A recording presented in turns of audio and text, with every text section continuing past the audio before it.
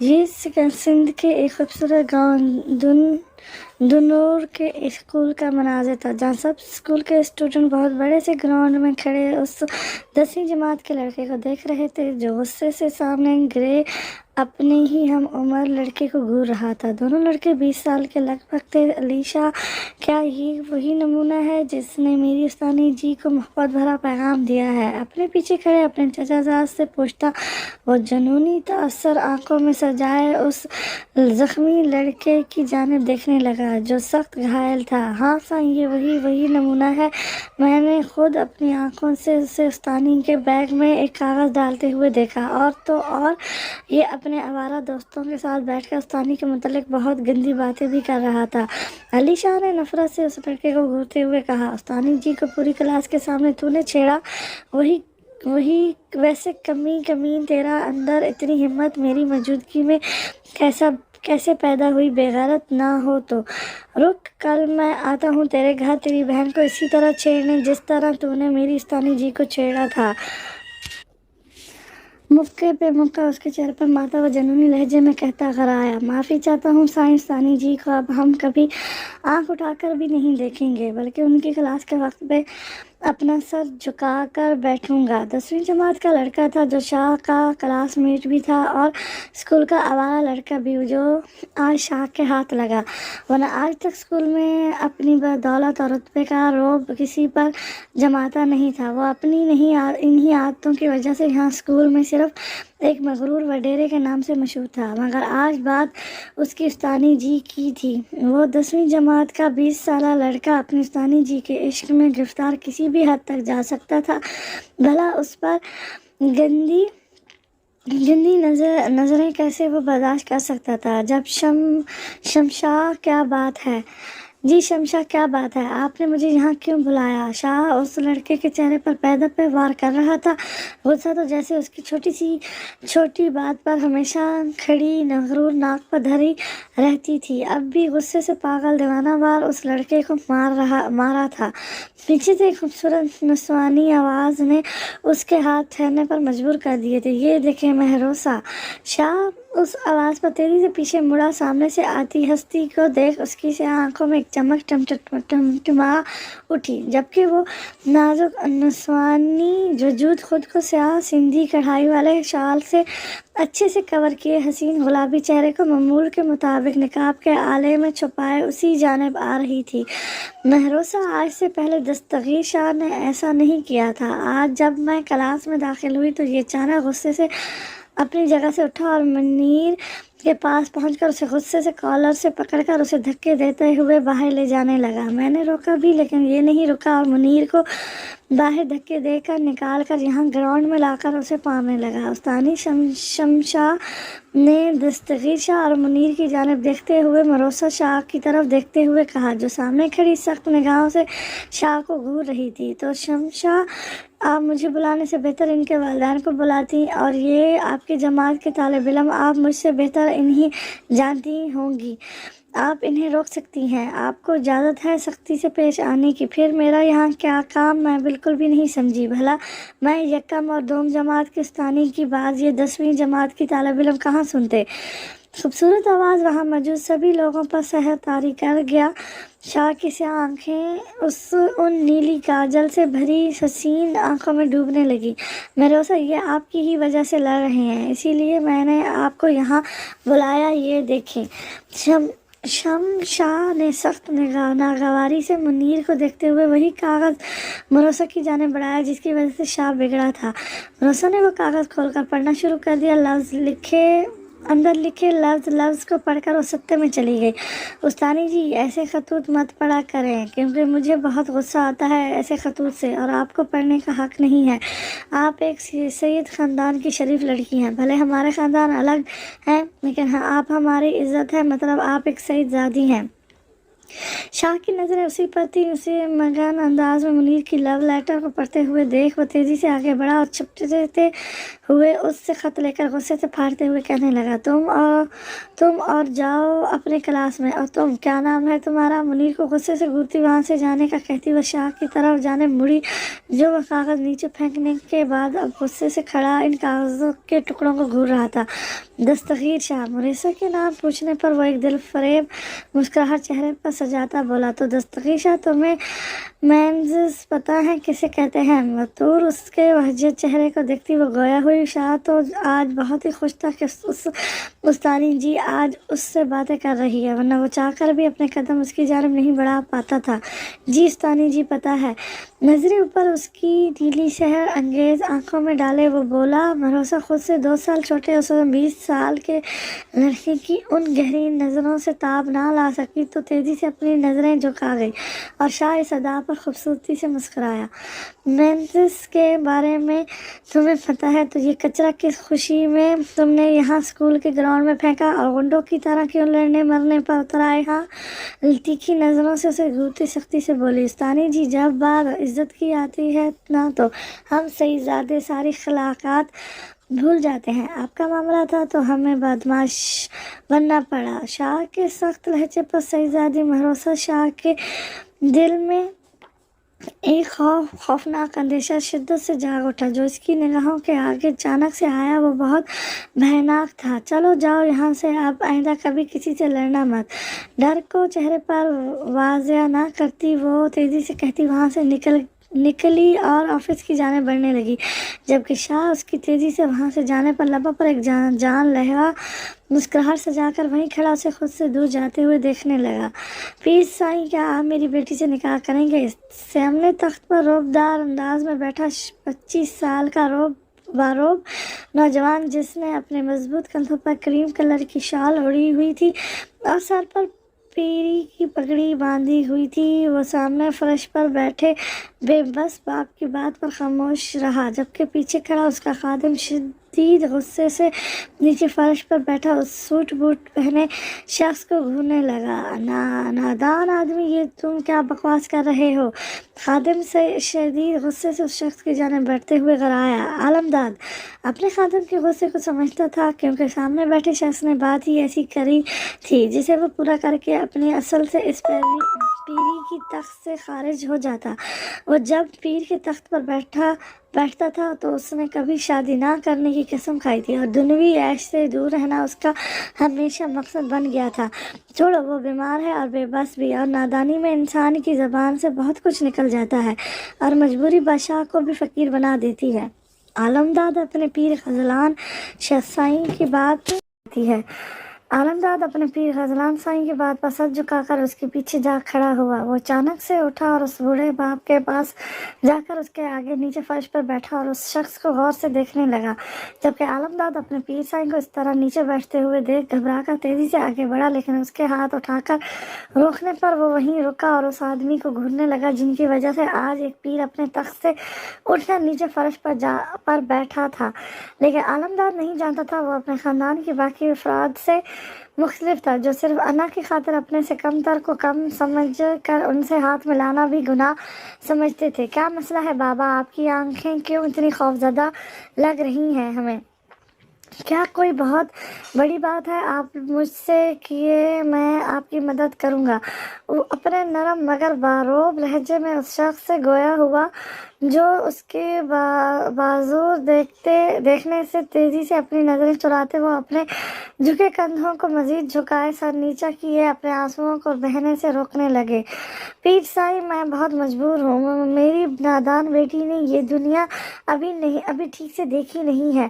अभी सिर्फ 18 साल की है। मैं अपनी बीमारी से लड़ तो सकता हूँ, लेकिन अपनी मासूम बेटी को उन दरिंदों से बचाने के लिए कभी लड़ नहीं सकता। बहुत कमज़ोर कर दिया है मुझे मेरे कैंसर ने। मैं बहुत लाचार हूँ, कुछ भी नहीं कर सकता। वो मेरा बिजनेस पार्टनर है, जबकि नज़र मेरी मासूम बच्ची पर है। उसे अपने नापाक इरादों के लिए हासिल करना चाहता है। आप उसे अपना लें, बदले में मैं अपनी सारी जायदाद आपके नाम कर दूंगा और उसके अलावा भी आप जो मांगेंगे मैं आपको देने को तैयार हूँ।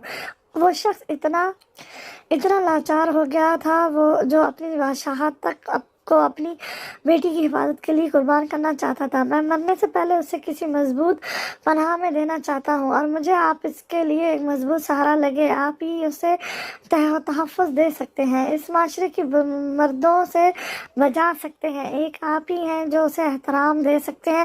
اسی لیے میں نے آپ سے گزارش کی، خدا کے لیے میری بیٹی سے نکاح کر لیں۔ وہ بادشاہ جو کبھی کسی کے آگے جھکا نہیں تھا، آج اپنی بیٹی کی خاطر کسی کے آگے جھک کر اپنی بیٹی کی عزت کی حفاظت کرنے کے لیے کسی کے آگے بھیک مانگ رہا تھا۔ ٹھیک ہے، آپ روئیں مت، شاید اللہ سائیں کا یہی فیصلہ ہے۔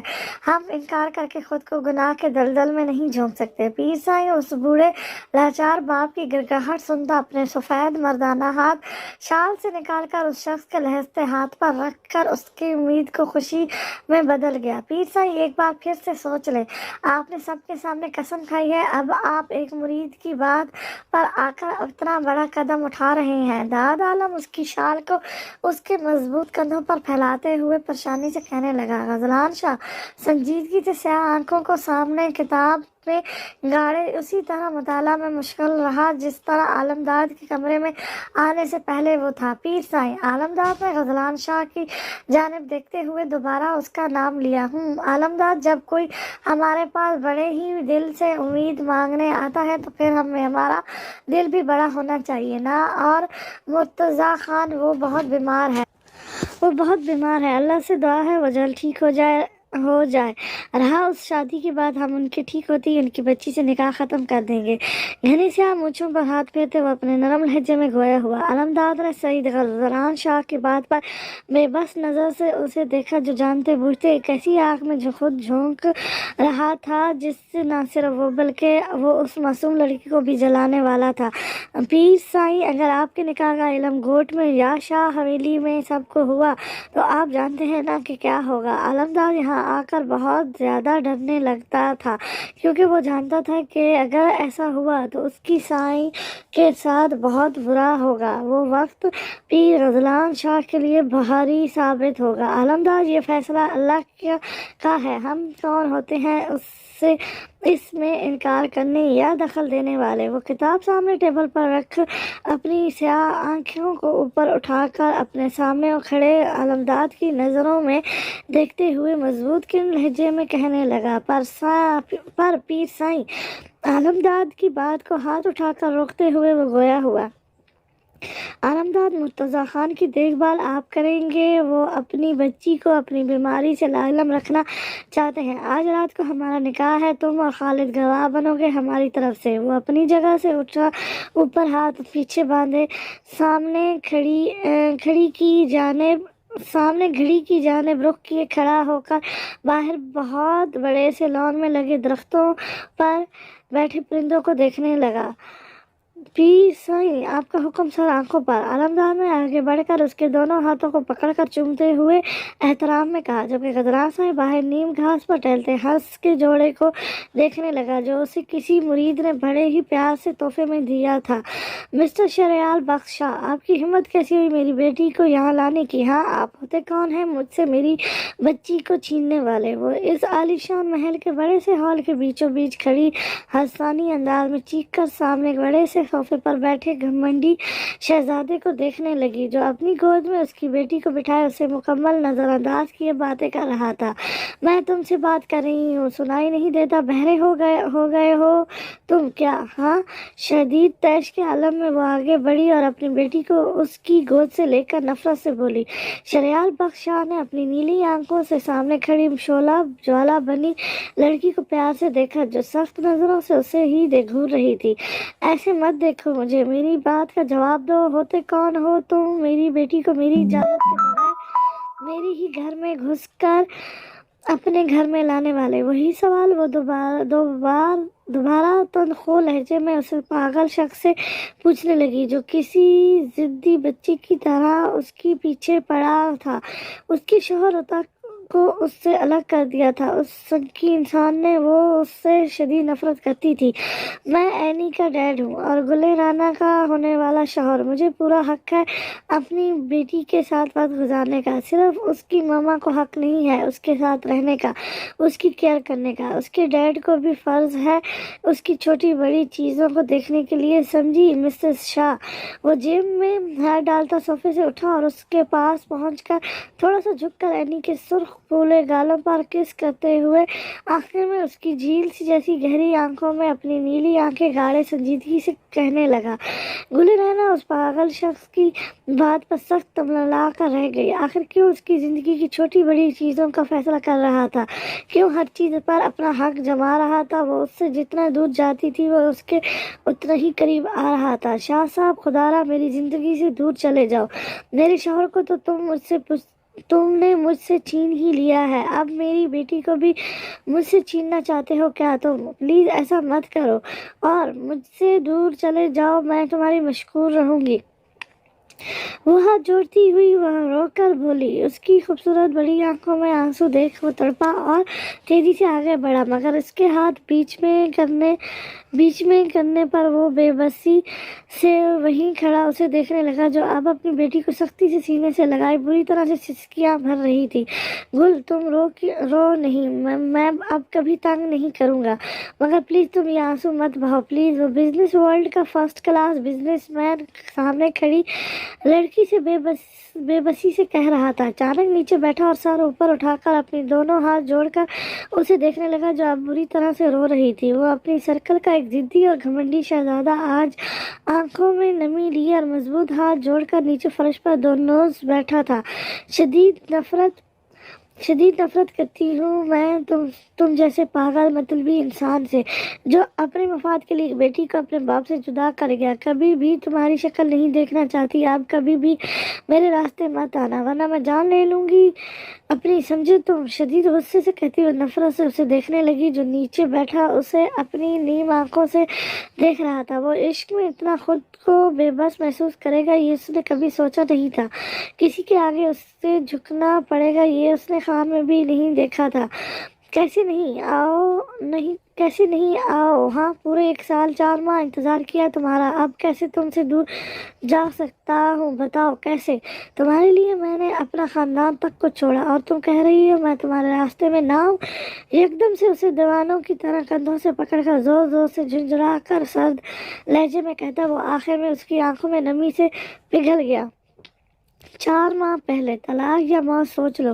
صوفے پر بیٹھا شخص جو زندگی میں کسی پر رحم نہیں کرتا تھا، آج اس نوجوان کو موقع دے رہا تھا موت سے بچنے کے لیے، لیکن اس کی زندگی چھین کر۔ طلاق دے بھی دیا میں نے، تب بھی وہ تم سے اتنا ہی ڈرے گی جتنا اب ڈرتی ہے۔ پیار وہ کبھی نہیں کرے گی، کیونکہ اس کے دل میں صرف میرا نام چھپا ہے، تم اسے پا کر بھی کھو دو گے۔ طنزیہ نظروں سے اس گھمنڈی شخص کو دیکھتا وہ طنز کے تیر چلانے لگا، جو اس گھمنڈی شخص پر اثر نہ ہوا۔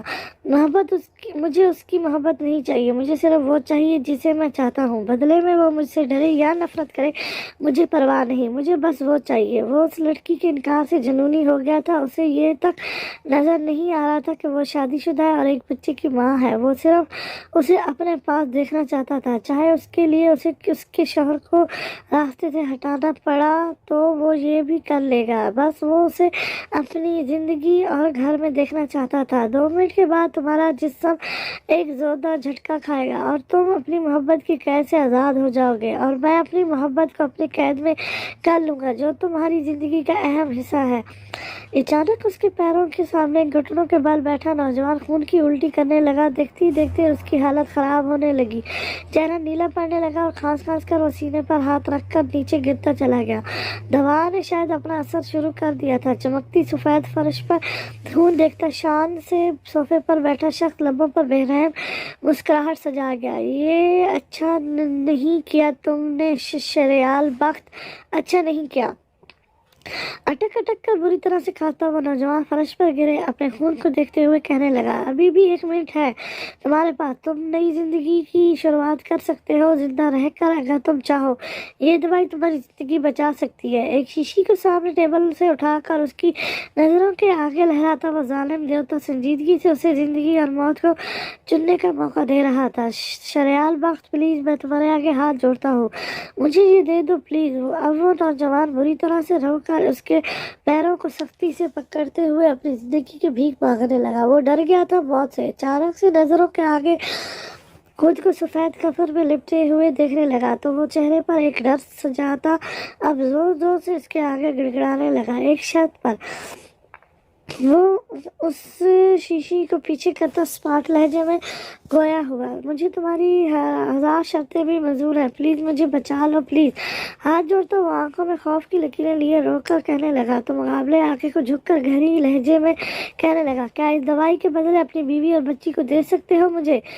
खूबसूरत नीली आंखों को तिरछी करती शीशी को देखता वो जालिम लहजे में उसे अपनी शर्त बताने लगा तो वो नौजवान आगे बढ़कर शीशी उसके सख्त गिरफ्त से ली कर ये सोचे बगैर कि उस बीवी को जिसे रोज अपनी मोहब्बत का यकीन दिलाता था सिर्फ उस शीशी की वजह से छोड़ रहा था, और उस बच्ची को जिसे अपनी प्रिंसेस कहता थकता नहीं था उसे सिर्फ एक छोटी सी शीशी के लिए छोड़ रहा था। इस दवाई के लिए मैं कुछ भी कर सकता हूँ शरियाल बख्शा, अपनी महबूब बीवी और बच्ची को भी छोड़ सकता हूँ। शीशी को खोलता इसके अंदर भरी अमृत को एक ही सांस में पीने के बाद शीशी दूर फेंकते हुए वो स्पार्ट लहजे में कहने लगा, मुझसे बहुत बड़े खुद पसंद और जालिम मतबी परस्त हो तुम जहांगीर ज़ेब। अपनी बीवी और बच्ची पर इस शीशी को तरजीह देकर तुमने ये साबित करके तुम मेरी जान के लिए गलत फैसला हो।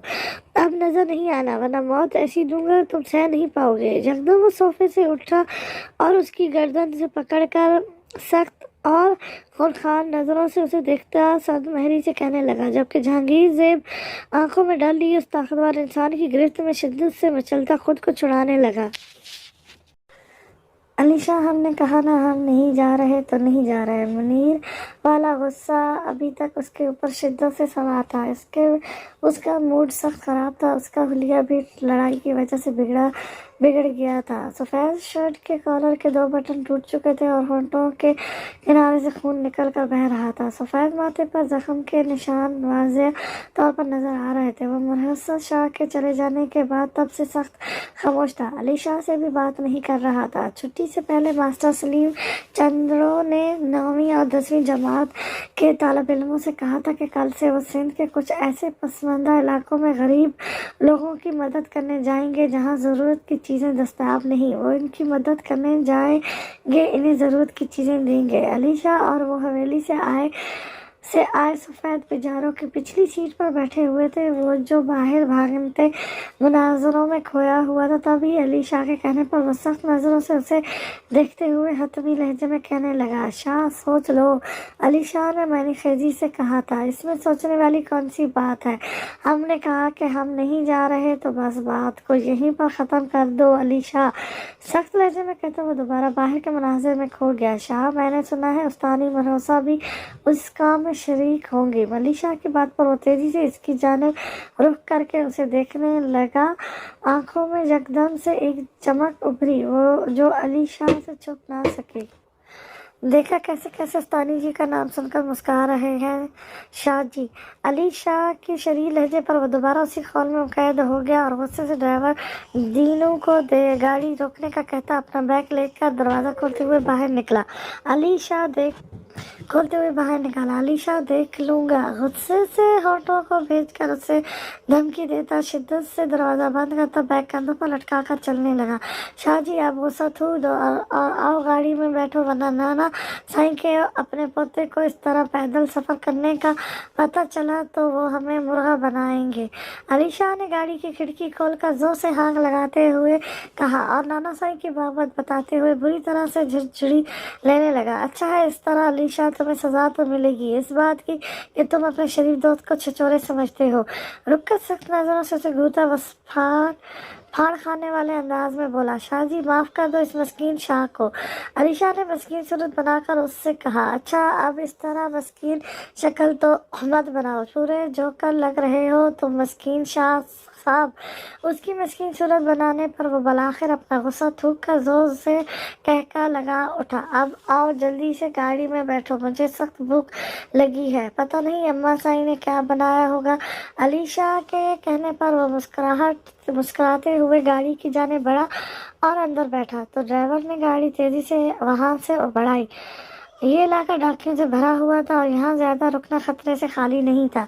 بجاروں شام سے کھڑی سفید رنگ کی شاہ حویلی میں داخل ہوئی تو گاڑی رکتے ہی وہ دونوں تیزی سے باہر نکلے، لیکن سامنے کھڑے سعید عباس شاہ کو سخت غصے میں سے دیکھ وہ دونوں ہی وہیں سر جھکا کر کھڑے ہو گئے۔ سعید صغیر عالم شاہ، یہ سبق سیکھا ہے آپ نے پیر مرسل شاہ سے تعلیم لیتے ہوئے کہ تو اپنے سے کم دست سے جا کر لڑو، یہاں پیار مت بانٹو، ہاں ہمیں ہمارے سوال کا جواب دو۔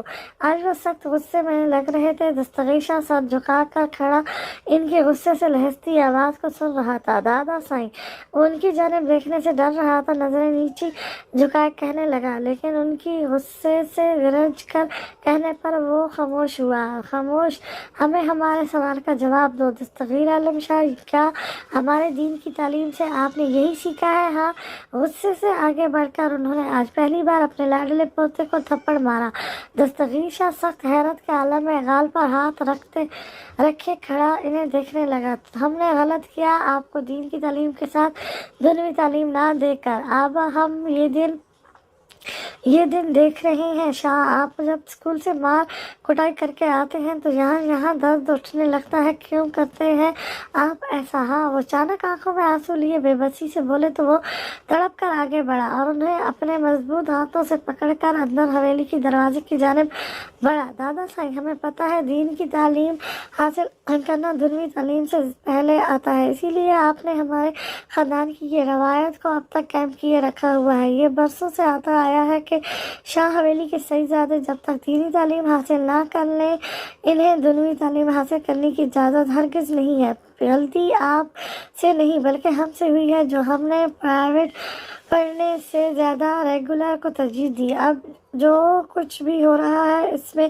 سراسر میری غلطی ہے، آپ اللہ کے لیے خود کو قصوروار مت ٹھہرائیں۔ آپ مجھے جو سزا دینا چاہیں دے سکتے ہیں، میں کرنے کو تیار ہوں۔ وہ حویلی کے خوبصورت سے بڑے ہال میں داخل ہو کر سامنے رکھے بڑے سے شاندار صوفے میں سے ایک پر ان کو بٹھا کر خود ان کے پاس نیچے بیٹھ کر ان کے دونوں ہاتھ پکڑ کر کہنے لگا، دستگیر شاہ جو کہہ رہا تھا صحیح کہہ رہا تھا، اور وہ اور عالم شاہ اتنے لیٹ میٹرک کسی وجہ سے کر رہے تھے۔ ان کی یہاں دینی تعلیم حاصل کرنے کے بعد اصول کے مطابق دنیوی تعلیم حاصل کرتے ہیں، لیکن ان کے چاچا، ماموں اور کزن لوگوں نے پرائیویٹ پڑھا تھا۔ لیکن دستگیر شاہ کو ہمیشہ کچھ نیا کرنے کی عادت تھی، تو اس نے اس بار بھی اپنی من کی مان کر اسکول میں 9ویں جماعت سے داخلہ لیا اور اب وہ 10ویں جماعت میں تھا۔ اس بیچ مرسل شاہ کب اس کے دل میں حکمرانی کرنے لگی یہ اسے پتہ ہی نہیں چلا۔ پتہ اسے آج منیر کے خطوط پڑھ کر چلا کہ استانی جی اس کے لیے کیا مقام رکھتی ہے۔ اسی لیے غصے سے اس نے منیر کو شدید مارا اور اسے مار کر اس نے اپنے دادا سائیں کو سخت تکلیف پہنچایا۔ وہ بھول چکا تھا کہ دادا سائیں غصے سے سخت نفرت کرتے ہیں۔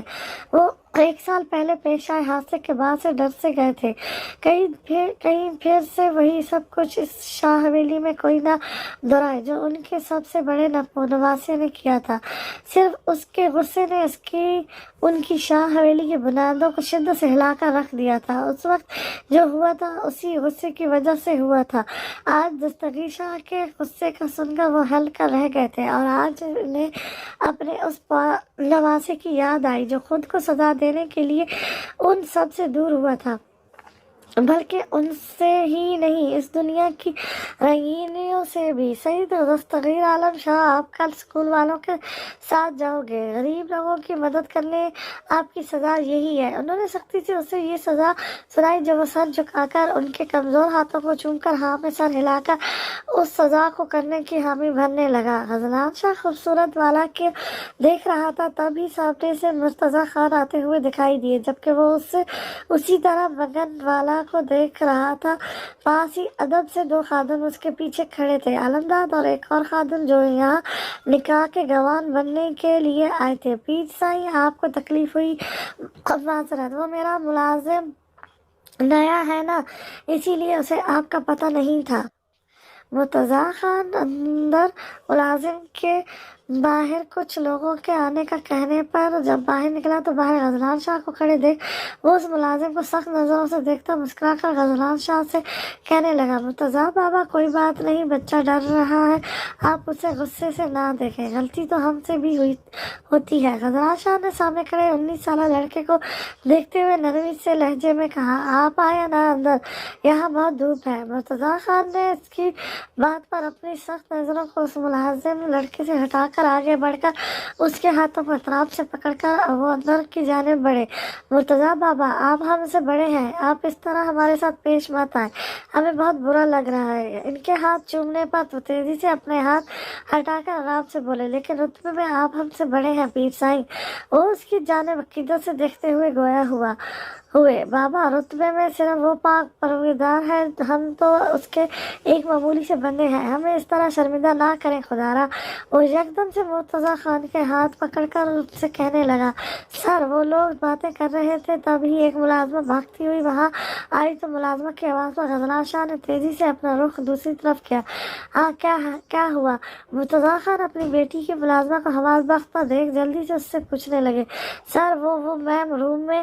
ملازمہ سخت گھبراتی ہوئی ان سے کہنے لگی، پتہ نہیں اس کی بیٹی نے ایسا کیا کیا تھا کہ وہ ملازمہ اتنی ڈر رہی تھی۔ کیا کیا ہے نور حرم نے؟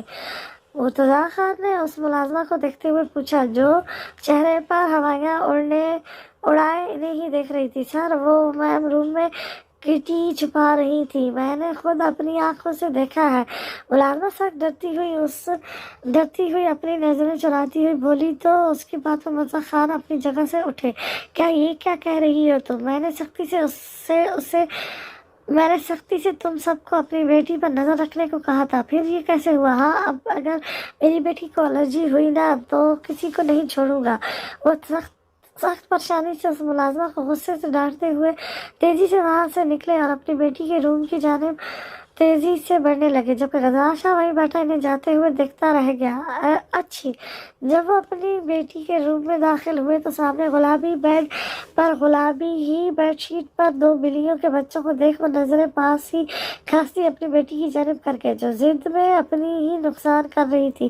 بلی سے اسے الرجی ہوتی تھی، خاص کر اس کی حالت بہت بری ہو جاتی تھی۔ وہ تعصب سے اسے دیکھنے لگے، نور بیٹا آپ ناراضگی ختم کر بھی دینا آپ، اور یہ کیٹ کے بیبی سے دور ہو جائے، دیکھیں آپ کو الرجی کی وجہ سے کھانس رہی ہے۔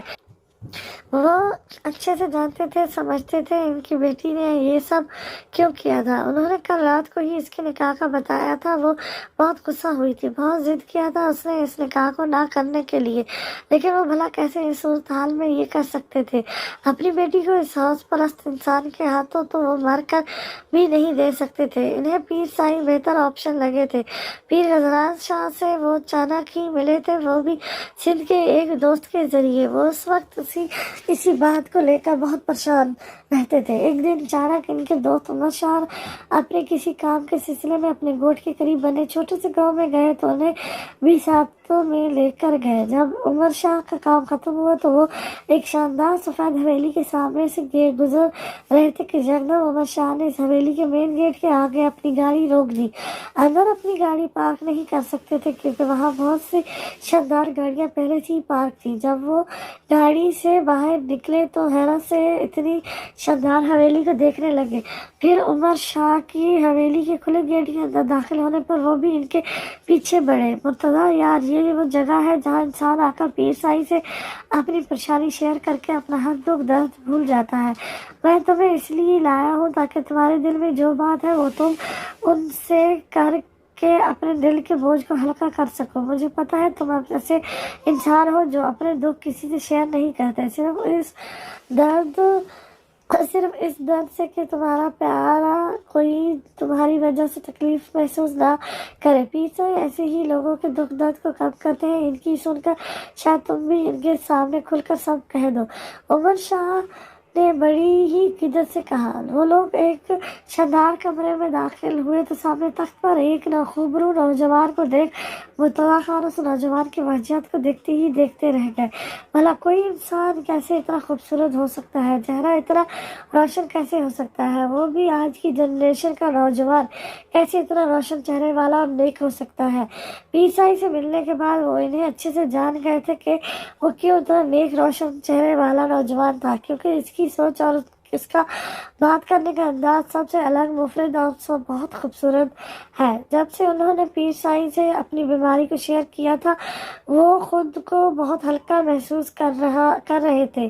اب ان کی بیٹی ایک ایسے نوجوان کے نصیب میں جا رہی تھی جو سب سے الگ اور خوبصورت سیرت کا مالک تھا، تو بھلا وہ کیسے اس صورت میں اپنی بیٹی کی ضد کو پورا کرتے ہیں۔ نو ڈیڈ، آپ میرے ساتھ ایسا کیسے کر سکتے ہیں؟ آپ مجھے اکیلا چھوڑ اتنی دور ترکی کیسے جا سکتے ہیں، اور کیسے مجھ سے کسی ایسے شخص کے پلے باندھ سکتے ہیں جو عمر میں مجھ سے بھی بڑا ہے اور اجنبی بھی لگ رہا ہے؟ وہ میں کیسے آپ سے دور رہ سکتی ہوں اور کیسے کسی اجنبی کے ساتھ رہوں گی؟ بتائیں کیوں ایسا کر رہے ہیں آپ ڈیڈ؟ نور حرم جو رخ دوسری جانب کیے بلی کے بچوں سے کھیل رہی تھی، آنکھیں اور ناک سے الرجی کی وجہ سے پانی بہہ رہا، وہ ایک دم سے پیچھے مڑی تو اس کے حسین خوبصورت چہرہ سامنے آیا۔ چھوٹی سی ناک زیادہ رونے کی وجہ سے سخت سرخ پڑ چکی تھی، گلابی ہونٹ غصے سے زیادہ کاٹنے کی وجہ سے زخمی سے ہو گئے تھے۔ بیٹا، میں چاہتا ہوں کہ آپ خوش رہیں، آخر کب تک میں آپ کے ساتھ رہ سکتا ہوں؟ کسی دن آپ کو تو یہاں سے اس گھر سے پریا دیس تو جانا پڑے گا۔ اس سے اچھا نہیں ہے کہ آپ کا نکاح آپ کے ڈیڈ کی نظروں کے سامنے ہو جائے۔ وہ آگے بڑھے اور اسے شانوں سے پکڑ کر دوبارہ نرمی سے سمجھانے لگے۔ ڈیڈ، آپ ہمیشہ میرے پاس رہیں گے، ایسی باتیں کر کے مجھے ڈرائے تو نہیں پلیز۔ وہ چیختی ہوئی آخر میں بولی۔ وہ اپنے ڈیڈ سے بہت پیار کرتی تھی، ماما کے بعد وہ انہیں کھونے سے ڈرتی تھی۔ جب انہوں نے اس کے کسی اجنبی شخص کے ساتھ نکاح کا بتایا تو وہ ان سے سخت خفا ہوئی۔ وہ ایک ماں سے عجیب بہیو کر رہے تھے، اس کے ساتھ بات پر ان کی آنکھوں سے آنسو بہہ جاتے اور تو اور ضد تو جیسے وہ کسی بچے کی طرح کرنے لگے تھے۔ بیٹا، یہ آخری بار ہے، پلیز مان جاؤ نا۔ غزلان صاحب بہت اچھا ہے، اس جیسا نیک مرد آج تک میں نے نہیں دیکھا۔ مرتضیٰ خان نے مسکین سی شکل بناتے ہوئے کہا۔ ٹھیک ہے ڈیڈ، صرف آپ کے لیے میں اس شخص سے نکاح کروں گی۔ وہ روتے روتے اچانک مسکرائی اور ان کے گال پر کس کرتی ہوئی بولی تو مرتضیٰ خان خوشی سے اس سے اپنے سینے سے لگا کر اس کے سر کو چھو کر اسے الگ کرتے تیزی سے باہر نکلے، جبکہ وہ آنکھیں ان کے جاتے ہی چہرے پر سخت تاثر سجا کر اس شخص کے بارے میں غصے سے سوچنے لگی جس نے اس کے ڈیڈ پر جانے کیا جادو کیا تھا کہ وہ صرف اس کے بارے میں سوچ رہے تھے۔ غزلان شاہ صاحب، آپ کی زندگی میں اتنی تنگ کروں گی، آپ خود مجھے طلاق دینے پر مجبور ہو جائیں گے، مجھ سے میرے ڈیڈ کو چھیننے کا انجام بہت برا سہیں گے مسٹر شاہ۔ آنکھوں میں نفرت کی چنگاریاں لیے وہ قدآور آئینے کے آگے کھڑی نفرت انگیز لہجے میں سید غزلان شاہ کو اپنے دل میں مخاطب کرتی ہوئی بولی۔ نکاح خواہ اور کچھ لوگ خان والا کے خوبصورت چھوٹے سے ہال میں بیٹھے تھے، تبھی باہر سے ڈھول کی تھاپ سنائی دی۔ سب تیز ڈھول کی آواز پر اپنی اپنی جگہ سے اٹھے، تب ہی سیڑھیوں سے وہ چھوٹی سی لڑکی چہرہ سرخ چنری سے چھپائے نیچے اترتی ہوئی نظر آئی۔ غزلان شاہ صوفے پر خاموش بیٹھا سب لوگوں کو دیکھ رہا تھا، اس سماعت پر اور سیڑھیوں سے اترتی چھوٹی سی لڑکی کو دیکھ سخت حیرت انگیز نظروں سے اسے دیکھنے لگا۔ شاہ صاحب، کیسے لگ رہی ہوں میں؟ اتنی حسین تو میں بالکل بھی نہیں ہوں، تو لازمی آپ کو اچھی نہیں لگ رہی ہوں گی۔ اگر نہیں لگ رہی تو آپ ابھی بھی اچھے سے سوچ سکتے ہیں، آپ کو مجھ سے بھی خوبصورت لڑکی مل سکتی ہے۔ وہ لڑکی اس کے سامنے آن کھڑی آن کھڑی ہوئی اور چنری ہٹا کر گلابی ہونٹوں پر مسکان سجا کر کہنے لگی۔ غزلان شاہ نے اس چھوٹی لڑکی کو بے باکی سے اپنے آگے کھڑے دیکھ دھنک رہ گئے۔ ہمیں کسی حسین اجنبی لڑکی کا انتظار بھی نہیں ہے، یہ نکاح ہم صرف ایک وجہ سے کر رہے ہیں۔ غزلان شاہ نے خود سنجیدگی سے اپنے اسی نرم لہجے میں کہا، جبکہ اتنی خوبصورت مردانہ نرم آواز پر نور حرم تو سامنے کھڑے مرد کے سحر میں شدت سے مطلبہ ہو کر رہ گئی تھی۔ یکدم سے وہ سب کچھ بھول گئی جو اس نے اپنے ڈیڈ سے کہی تھی۔ نظروں کی پیاس تو جیسے بجھ نہیں رہی تھی، وہ محبت ہو کر اسے ہی دیکھ رہی تھی۔ تبھی مرتضیٰ خان نے آ کر اسے غزلان شاہ سے دور کیا تو وہ چونکی اور یکدم سے اسے یاد آیا کہ وہ کس کی سحر میں مطلبہ ہو گئی تھی، اس کی جس نے اس کے ڈیڈ کو اس سے چھینا۔ وہ اب شدید نفرت سے پیر غزلان شاہ کو گھورنے لگی۔ سچائی سے بے خبر وہ یہ طے کر چکی تھی کہ غزلان شاہ کی نیندیں حرام کر دے گی، اس کی زندگی اس پر تنگ کر دے گی، جبکہ قسمت اس کی سوچ پر مسکرا رہی تھی۔ نکاح کے کاغذات پر دستخط کرتی وہ زخمی نظروں سے چنری کے پیچھے سے اس شخص کو دیکھنے لگی جو اب اس کی روح اور جسم دونوں کا مالک بن چکا تھا۔ یکدم سے اسے لگا کہ وہ اب خود کی بھی نہیں رہی ہے۔ پیر صاحب، میں آپ کا بہت مشکور ہوں کہ آپ نے میری بات کو سن کر میری بات کا مان رکھا۔ میں آج بہت زیادہ خوش ہوں۔ میری بیٹی ایک مضبوط حارس میں چلی گئی ہے۔ اب میں سکون سے مر تو سکوں گا، میری موت اب فکر سے آزاد ہوگی۔ مرتضیٰ خان غزلان شاہ کے گلے لگ کر آہستگی سے اس سے کہنے لگا۔ وہ اپنی بیماری کو نور حرم سے چھپا رہے تھے اور انہوں نے غزلان شاہ کو بھی نور حرم سے ان کی بیماری کو چھپانے کی درخواست کی تھی، جو اس نے مانی تھی۔ مرتضیٰ بابا، آپ پھر سے مایوسی والی باتیں کر رہے ہیں، آپ امید سے کام لیں، انشاءاللہ آپ جلد سے یاب ہو کر آئیں گے۔ غزلان شاہ نے نرمی سے ان کی پشت کو تھپتھپاتے ہوئے احتراماں کہا۔ نہیں پیر صاحب، میں نے امید نہیں توڑی، بس اب اس خوشی سے ڈر رہا ہوں کہ کہیں میں مر نہ جاؤں۔ اگر مجھے کچھ ہوا تو آپ میری بیٹی کا اچھے سے خیال رکھیے گا، اسے کوئی تکلیف ہونے نہیں دیں گے۔ مرتضیٰ خان نے اس کا ہاتھ پکڑ کر اس سے وعدہ لیا تو وہ ان کے ہاتھ کو آہستگی سے تھپتھپا کر انہیں دیکھتے ہوئے کہنے لگے۔ ہم وعدہ کرتے ہیں آپ کی بیٹی کو تکلیف ہونے نہیں دیں گے، آپ کی بھی بچی ہمیشہ ہنسے گی، مسکرائے گی۔ غزلان شاہ کی بات پر وہ مسکرائے۔ تبھی عالمداد نے آگے بڑھ کر اس کے آگے سر جھکا کر کہا، پیر صاحب، ہمیں اندھیرا ہونے سے پہلے گاؤں کے لیے نکلنا ہوگا، ورنہ اندھیرے کی وجہ سے ہمیں یہیں رکنا پڑے گا۔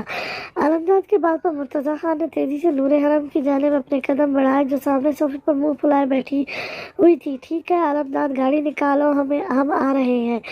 غزلان شاہ نے صوفے سے اٹھتی نور حرم کو دیکھتے ہوئے کہا تو عالمداد اس کی بات پر تیزی سے باہر نکلا۔ آئینی کے نام کا بورڈ اس چھوٹی سی عمارت کے اوپر لگا تھا۔ جہانگیر زیب کی آنکھیں اس بورڈ کو دیکھ سرخ ہو گئی۔ وہ کب سے کھڑا اس کا انتظار کر رہا تھا۔ جہانگیر! وہ کچھ لوگوں کے ساتھ عمارت کے اندر سے باہر نکلی تو اسے باہر دیکھ وہ بے یقینی سے اس کا نام پکار اٹھی۔ پورے 4 ماہ بعد وہ اسے دیکھ رہی تھی۔ گل! جہانگیر کی نظر اس پر پڑی تو وہ تیزی سے اس کی جانب بڑھا، لیکن اس کے پیچھے ہٹنے پر وہ وہیں کھڑا اسے دیکھنے لگا۔